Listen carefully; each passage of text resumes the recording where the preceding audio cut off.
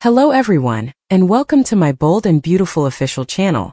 I hope everyone is having a wonderful day. Before we begin, please hit the subscribe button and give this video a thumbs up. Is there a long-lost child for Carter? Everyone is wondering if Carter has a long-lost child, according to spoilers for The Bold and the Beautiful. If so, would he soon have a storyline of his own in which he reestablishes his relationship with his child, similar to what Finn recently did with Luna? Perhaps.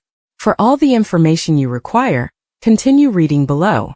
Many admirers would concur that Carter Walton seems to be little more than the hot piece in this made-up Los Angeles village. If he isn't attempting to take over Forrester Creations, he is either doing that or destroying marriages and relationships. However, many viewers would prefer to see a plot with a slightly deeper significance for the character. This will also provide fans the chance to learn more about Carter's background. Viewers still don't know everything there is to know about him, despite the fact that he has been on the show for many years. In addition, they are unsure of what exactly motivates him. Fans will be able to make connections between Carter's history and his present if there is a plot point where he is introduced to his long-lost daughter or son. It might be overly dramatic, but it would be worthwhile to have some understanding of this man's true nature. Since other guys like Bill and Ridge have dominated the majority of the storylines over the years, he has essentially served as nothing more than visual candy for fans.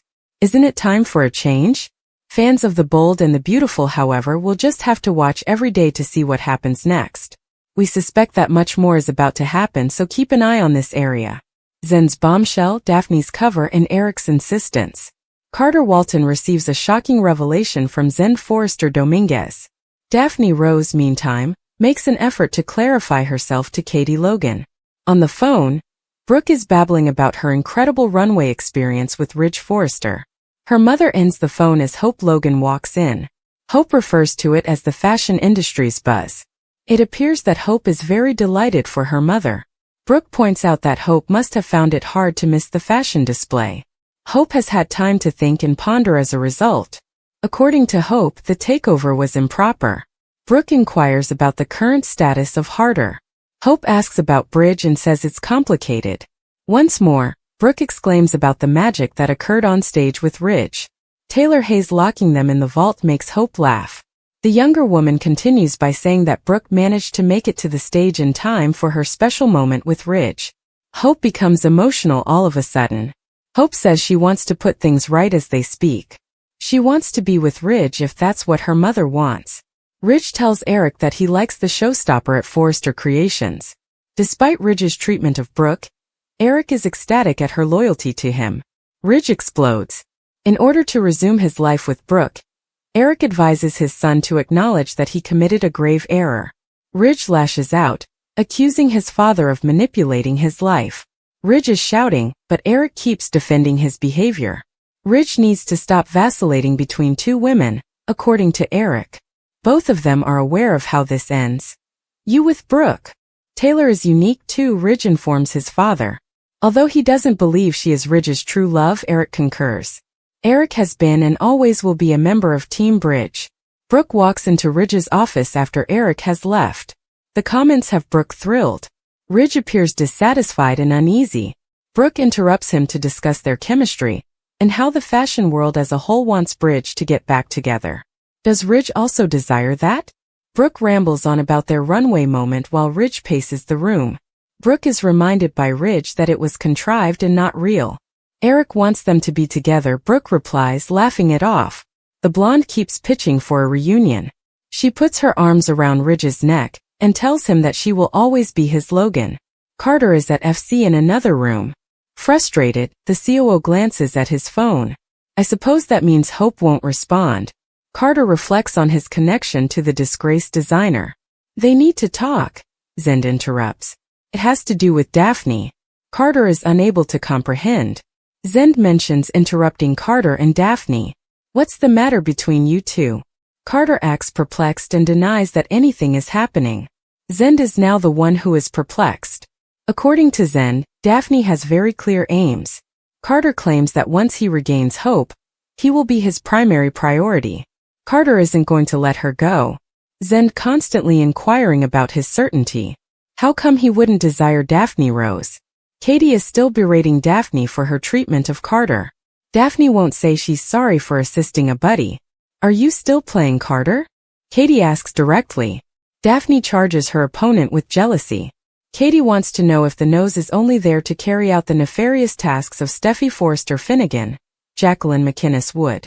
The perfumer reassures her that the Forresters have returned, so she need not worry. Katie advises Daphne to be careful with her steps. Katie is curious as to whether Daphne is interested in Carter, or if she simply accepts Steffi's statements. The nose maintains that she truly feels something for Carter. She's in love. Katie is completely stunned and incredulous. Daphne makes an effort to clarify. Katie decides to end the game. According to the nose, the goal was always to regain the firm for the Forresters, not to play a game. So, you're in love with Carter, Katie adds hesitantly. Carter just so happens to interrupt at that moment. Carter is curious about the situation. They were merely discussing how much they both care for him, according to Daphne. Carter appears perplexed once more. Daphne acknowledged that she had feelings for Carter. All Carter could think about in a dressing room was his brief affair with Hope. Carter's dreams of Hope had to cease when Zend entered. Zend was worried about what he and Daphne had just discussed. Look man, I don't mean to pry, but what is the deal with you two? Zend inquired. Zend asserted that he did not get the idea that Carter maintained there was nothing at all between him and Daphne. Carter was certain that he and Hope might still reconcile, but Zend stated that Daphne's motives were rather obvious. With Hope I discovered something to fight for, Carter declared. I'm not giving up on her. Katie questioned Daphne whether she had been taking advantage of him. Katie informed her that she had overheard Daphne discussing her plan to split Carter and Hope with Zend. Should I say I'm sorry for aiding my friend? For assisting my friend in getting her family back together? Daphne inquired. Was Daphne still playing Carter, Katie wondered? Given that she was aware of their previous relationship, Daphne accused Katie of still having love for Carter. Katie claimed that because Carter was a close friend, she was only worried and wanted Daphne to provide answers. Are you only in Los Angeles to do Steffi's dirty work? She inquired. Although Daphne reassured Katie that she didn't need to worry, Katie ignored her and issued a warning. If you think that I'm going to let you play with someone I care about, someone who's involved with my niece and my family, you don't know me very well, 'cause I am not going to let that happen, she stated. Daphne tried to convince a caustic Katie that she genuinely cared about Carter, but Katie didn't believe her. I guess I'm just curious about what your intentions actually are, Katie replied. Daphne acknowledged that she had genuine feelings for Carter. Katie, I've barely experienced anything, yet something has happened to me. Love, she said. Katie's expression conveyed her complete lack of faith in Daphne. I can appreciate your mistrust, but I was unaware of Carter when I arrived in Los Angeles, Daphne clarified. I had no idea that he was such a fantastic man. She went on to say, believe me, I didn't expect to fall for him, but I have. At that moment, Carter showed there and inquired about the situation.